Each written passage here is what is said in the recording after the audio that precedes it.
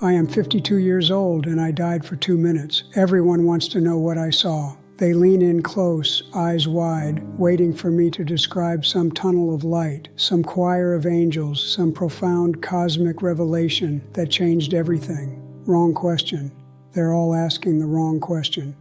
What did I see when I died? Nothing. Absolutely nothing. Just darkness.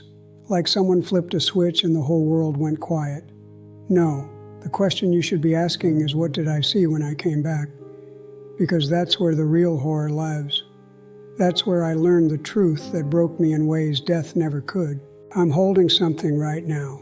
An old phone case, cracked down the middle, screen protector, peeling at the edges. But that's not what matters. What matters is this little sticker on the back, a hospital visitor sticker, creased and yellowed, half peeled off like it's been through a war. One name written on it in handwriting I recognize. Just one name. My sister. I spent 3 days in that ICU. 3 days hooked up to machines that beeped and hummed and kept my broken heart pumping. 3 days with that antiseptic smell burning the inside of my nostrils, that cold tile floor sucking the warmth out of everything, those fluorescent lights buzzing overhead like angry insects. 3 days and one visitor sticker. Death wasn't the punishment. Coming back was. Coming back and seeing the proof, stuck to the back of my phone case, that I had already been dead to the people I loved long before my heart ever stopped. Let me tell you about the man I used to be. Because you need to understand how far I fell, and more importantly, you need to see yourself in him before it's too late. 35 years old. Corner office on the 14th floor. The kind of office with floor-to-ceiling windows that made you feel like you owned the whole city. I had this watch, a Rolex, cost more than my father made in a year. I used to catch myself looking at it during meetings, not to check the time, but just to remind myself I'd made it. My phone buzzed constantly. Emails, calls, messages. I was important. I was needed. I was building something.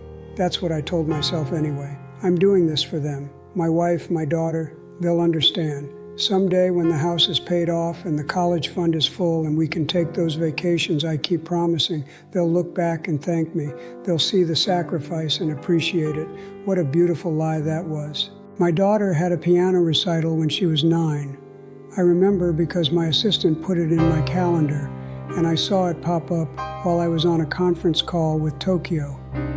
I muted myself for 30 seconds, texted my wife that I'd try to make it, and then unmuted and kept talking about quarterly projections. I didn't make it. I didn't make the next one either, or the school play, or the soccer games. After a while, she stopped telling me about them. Dinner time in my house became a ritual of silence and glowing screens. My wife would talk, and I would nod while my thumbs flew across the keyboard. She'd ask me something and I'd give her this dismissive little wave, this gesture that said, "Hold on, this is important," as if she wasn't, as if our daughter watching this exchange across the table wasn't learning exactly what she was worth to me. I remember sitting in my home office at 2 a.m, laptop humming, ice clinking in a glass of whiskey I'd poured 3 hours earlier. The house was silent. My wife had stopped waiting up years ago. I told myself this was dedication. This was providing. This was love, expressed through labor. My daughter used to draw me pictures, crayon drawings of our family, stick figures holding hands under a yellow sun. She'd slide them under my office door because she knew better than to interrupt. I never hung them up, too busy. I'd smile, say something about how talented she was, and then set them aside where they'd eventually end up in a box somewhere, yellowed and forgotten like everything else that actually mattered.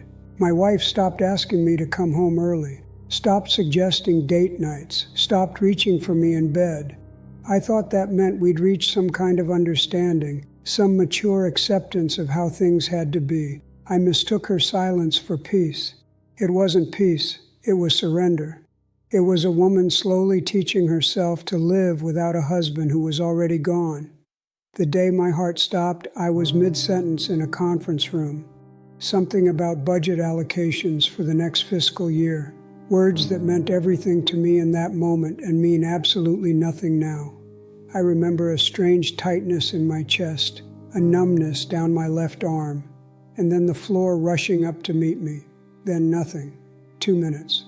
That's what they told me later. 2 minutes of clinical death before they shocked my heart back into rhythm. 2 minutes where I simply wasn't anymore. I woke up in the ICU, and the first thing I noticed was the sound. This mechanical exhale from the ventilator, in and out, like the room itself was breathing for me. Fluorescent lights buzzed overhead, that particular frequency that burrows into your skull and stays there. The sheets were scratchy and thin. Everything smelled like latex and rubbing alcohol and something else underneath, something human and afraid. I turned my head, and there was my sister, just my sister, sitting in one of those uncomfortable plastic chairs, her coat still on, a paper coffee cup clutched in her hands. She looked exhausted, like she'd driven through the night to get there, because she had. I tried to speak, but there was a tube down my throat. She saw me looking around the room, saw my eyes searching for other faces. She just squeezed my hand and said nothing. What could she say? My wife arrived 6 hours later, 6 hours. Her coat was still on when she walked in, buttoned up like she wasn't planning to stay long, like she was visiting a stranger in the hospital, fulfilling an obligation before getting back to her real life. She stood at the foot of my bed and asked the doctor questions.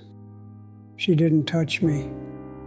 When she finally looked at me, actually looked at me, I saw something in her eyes that I'll never forget. It wasn't relief that I'd survived. It wasn't joy or gratitude or love flooding back. It was exhaustion. It was the tired resignation of someone who'd been grieving for years and now had to figure out how to feel about the fact that I wasn't actually gone. My daughter didn't come. She sent a text. A text. I found out later from my sister. Glad you're okay, Dad. Let me know if you need anything. 23 years old, living 40 minutes away, and she sent a text. The silence in that hospital room was unbearable, not because it was empty, but because of what filled it. The beep of the heart monitor, steady and mechanical, was louder than any conversation we'd had in years. The ventilator breathed for me because I'd spent 2 decades not breathing life into my own family. The fluorescent lights hummed their indifferent song, illuminating a truth I'd been too busy to see. They had already grieved me years ago, slowly, quietly, in all the moments I wasn't there. They'd learned to celebrate without me, to problem solve without me, to comfort each other without me. I had made myself optional, and they had done the logical thing. They'd stopped needing me. The looks on their faces when I came back weren't relief. They were the looks of people who had already processed the loss and moved on, now confronted with a resurrection they hadn't asked for. I saw it in the way my wife kept her coat on, in the brevity of my daughter's text, in the fact that my sister, who lived 3 states away, was the only one who rushed to be there. I'd trained them to live without me, and they had learned the lesson perfectly. Now I live in an apartment that echoes, half empty because my ex-wife kept the furniture that mattered and I kept the things I'd bought to impress people. There's this leather chair I'm sitting in right now, cost a fortune, designed to make me feel successful. Nobody sees it but me, nobody cares. Nobody. The television plays constantly, not because I'm watching it, but because the silence is too honest. It says things I don't want to hear. It reminds me of all the dinners I missed, all the conversations I waved away, all the I love yous I was too busy to say. I found the phone case while unpacking boxes after the divorce was finalized. Just sitting there in a cardboard box with old chargers and receipts and other debris from a life that fell apart. I pulled it out, saw that visitor sticker still clinging to the back, and I sat down on the floor and stared at it for an hour.